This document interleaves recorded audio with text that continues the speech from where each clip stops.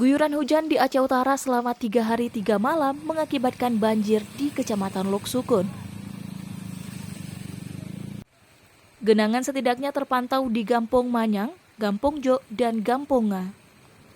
Genangan mulai terjadi sejak Sabtu sore hingga membuat sejumlah warga harus mengungsi ke Menasah pada malam harinya. Intensitas hujan yang cukup tinggi menyebabkan debit air sungai Krung Peto meningkat drastis. Kecik Gampong Menasah Jo, Zulkifli menyebutkan ketinggian air di rumah warga mencapai 1 meter.